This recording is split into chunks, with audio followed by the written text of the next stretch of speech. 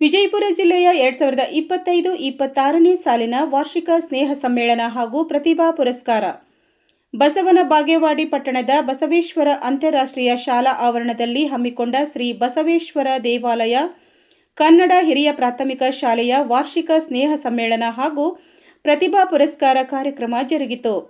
ಗುರುನಾಥ್ ದಡ್ಡೆ, ಈರಣ್ಣ ಪಟ್ಟಣಶೆಟ್ಟಿ, ಅನಿಲ್ ಅಗರ್ವಾಲ ಮತ್ತು ಊರಿನ ಮುಖಂಡರು ಸೇರಿಕೊಂಡು ಸಸಿಗೆ ನೀರು ಹಾಕುವ ಮೂಲಕ ಕಾರ್ಯಕ್ರಮಕ್ಕೆ ಚಾಲನೆ ನೀಡಿದರು. ಗುರುನಾಥ್ ದಡ್ಡೆ ಅವರು ಕಾರ್ಯಕ್ರಮವನ್ನು ಉದ್ದೇಶಿಸಿ ಮಾತನಾಡುತ್ತಾ, ಶೈಕ್ಷಣಿಕವಾಗಿ ವಾಸ್ತವದಲ್ಲಿ ಹೆಚ್ಚುತ್ತಿರುವ ಇಂಗ್ಲಿಷ್ ವ್ಯಾಮೋಹದ ಮಧ್ಯೆ ಮಾತೃಭಾಷೆ ಕನ್ನಡ ಮಾಧ್ಯಮದಲ್ಲಿ ಓದುತ್ತಿರುವವರಿಗೆ ಕೀಳರಿಮೆ ಇರದೆ ಆತ್ಮಸ್ಥೈರ್ಯ ಮುಖ್ಯ ಅಂತ ಹೇಳಿದರು. ಈರಣ್ಣ ಪಟ್ಟಣಶೆಟ್ಟಿ ಅವರು ಮಾತನಾಡುತ್ತಾ, ಹೆಚ್ಚು ಅಂಕ ಪಡೆದ ವಿದ್ಯಾರ್ಥಿನಿಗೆ ಸನ್ಮಾನಿಸಿ ಗೌರವಿಸಲಾಯಿತು.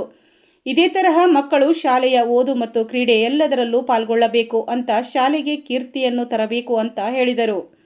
ಇದೇ ಸಮಯದಲ್ಲಿ ಅನಿಲ್ ಅಗರ್ವಾಲ, ಎಸ್ ಜಳಕಿ, ಮಾಂತೇಶ್ ಆದಿಗೊಂಡ, ಸುರೇಶ್ ಗೌಡ ಪಾಟೀಲ್, ವಾಯು ಎನ್ ಮಿಣಜಗಿ, ಬಸವರಾಜ್ ನಂದಿಹಾಳ್ ಮತ್ತು ಮುಂತಾದ ಸಿಬ್ಬಂದಿ ವರ್ಗ, ಶಾಲೆಯ ವಿದ್ಯಾರ್ಥಿಗಳು ಉಪಸ್ಥಿತರಿದ್ದರು. ವರದಿ ಮೆಹಬೂಬ್ ಗುಂತ್ಕಲ್, ಬಸವನ ಬಾಗೇವಾಡಿ. ವಾರ್ಷಿಕ ಸ್ನೇಹ ಸಮ್ಮೇಳನ ನಾವು ಯಾಕೆ ಆಚರಣೆ ಮಾಡ್ತೀವಿ ಅಂದರೆ,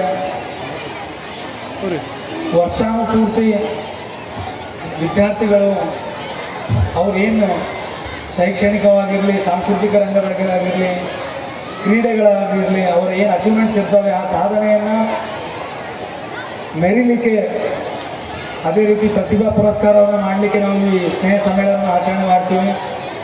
ಎಲ್ಲರೂ ಕೂಡ ನೀವು ಸಾಂಸ್ಕೃತಿಕ ಚಟುವಟಿಕೆಗಳಿಗಾಗಿ ವೇಟ್ ಮಾಡ್ತಿದ್ದೀರಿ. ನಾನು ಹೆಚ್ಚು ಕಾಲಾವಕಾಶವನ್ನು ತಗೊಳ್ಳೋದಿಲ್ಲ. ವಿದ್ಯಾರ್ಥಿಗಳು ಇವತ್ತಿನ ಈ ಆಧುನಿಕ ಜಗತ್ತಿನಲ್ಲಿ ಏನು ಕಾಂಪಿಟೇಟಿವ್ ವರ್ಲ್ಡ್ ಇದೆ, ಇಲ್ಲಿ ಎಲ್ಲ ರೀತಿಯಿಂದಲೂ ಸನ್ನದ್ಧರಾಗಬೇಕು.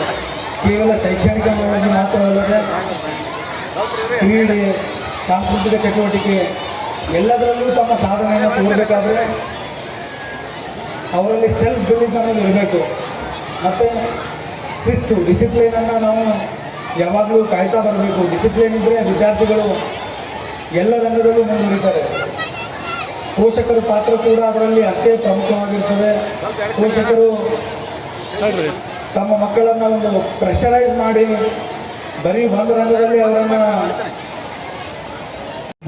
ಶಿಕ್ಷಣದ ಒಬ್ಬ ಮುದ್ದು ವಿದ್ಯಾರ್ಥಿಗೆ ನಮ್ಮ ಸ್ಕೂಲ್ನಲ್ಲಿ ಒಬ್ಬ ಒಳ್ಳೆಯ ವಿದ್ಯಾರ್ಥಿ ಅನ್ನುವಂಥ ಒಂದು ವಿಚಾರವನ್ನು ಇಟ್ಕೊಂಡು ಇವತ್ತು ಶಾಲೆಯಿಂದ ಸನ್ಮಾನವನ್ನು ಮಾಡಿದರು.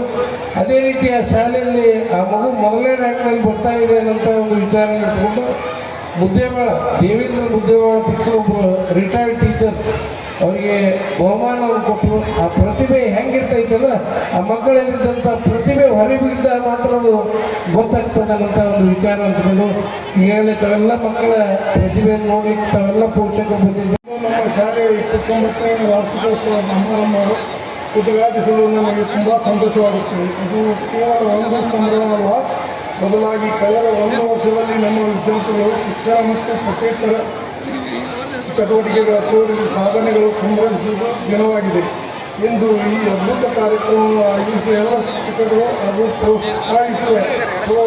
ಪೋಷಕರಿಗೆ ಧನ್ಯವಾದಗಳು.